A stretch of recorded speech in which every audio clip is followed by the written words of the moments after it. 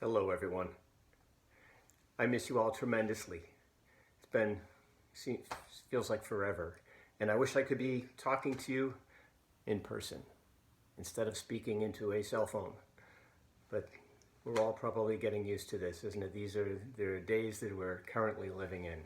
And so I wanted to share with you some rather big and unexpected news of mine.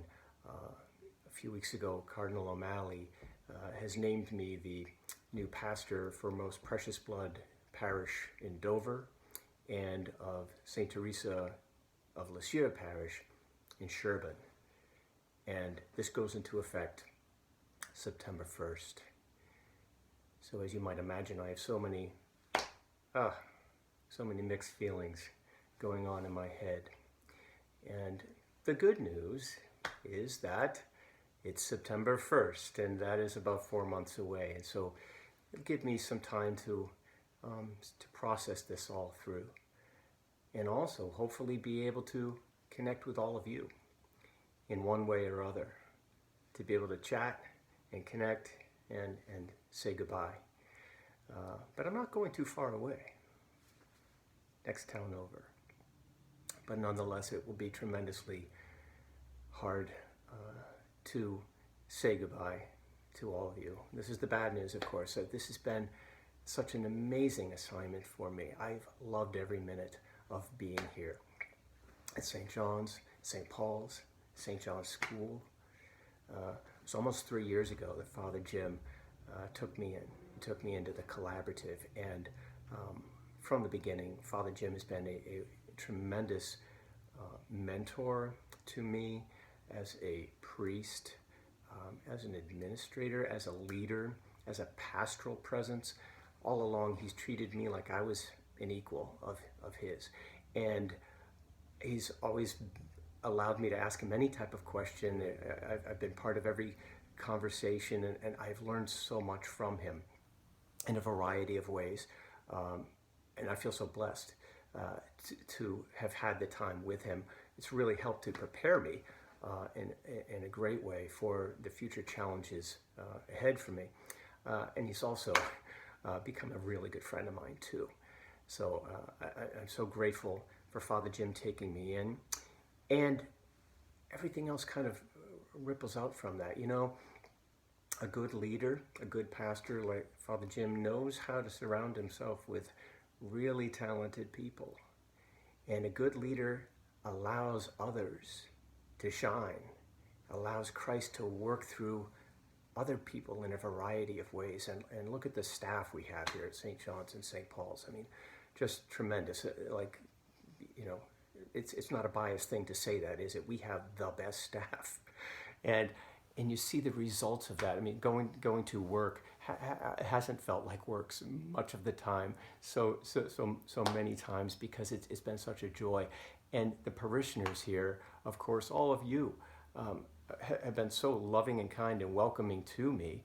And I've also learned so much from all of you. It's such a vibrant couple of parishes and the school. It's so clear to see Christ alive in our collaborative, living through all of you, and the way your faith in such a genuine way is lived out here.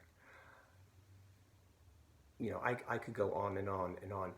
I'm gonna stop right now because I could talk for a while, and over the next couple of months, I know there's going to be quite a few more things I'm going to want to say to you all. And I hope that over the next 3.5 months, that we are able to connect in some way, maybe virtually, maybe texting or on the phone or emailing, but I'd love it if it could even be in person, perhaps some type of a group gathering so I could say goodbye to you in person. But at any rate, I just wanted to let you know you're in my prayers. Keep me in yours if you would too, and we'll pray for each other. And I hope everyone continues to remain healthy and strong and safe during these days.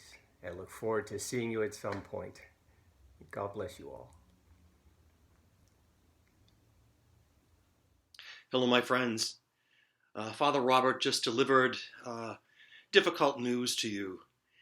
And it's also really hard for us not to be able to be together personally to discuss such important matters in the life of our collaborative. So we decided that speaking to you by video was the next best thing. I'm very sad at the thought of losing Father Robert as a colleague and as a very vital part of our collaborative team, our collaborative pastoral team. He is a very, very talented priest and has also become, for me, a very dear friend. Father Robert is someone that you can rely on, and that means a huge amount for me as a pastor of this large collaborative. When a sensitive pastoral situation arises, I never have any hesitation in sending Father Robert, knowing that he will handle it with grace and with prayer, and will always treat people with kindness and respect. So it really is a great loss to us. At the same time, it would be selfish for me to try to hang on to him, because he will be a wonderful pastor. And the people of Dover and Sherborn are very blessed indeed to be getting him as their pastor beginning September 1st. One of the really difficult things, though, about losing a priest staff member is that with the shortage of priests, there's always that question of who's going to be coming. Is he going to be replaced? And normally we would have to wait quite a while for the answer to that question. But I'm really pleased to report that, as God's providence would have it, I'm ready to let you know that we are going to have another wonderful priest who is going to be the successor to Father Robert. His name is Father David Brogan. Some of you may already know Father David because he has helped out in our collaborative a number of times, celebrating the 5 o'clock youth mass and other masses within the collaborative. Father David is a dynamic and very talented young priest who is also a clinical psychologist. Father David, for the last year, has been the director of the Wellness Center of St. Mary's University in Minnesota. His contract is up in May, and he had plans to come back to return to parish ministry within the Archdiocese of Boston.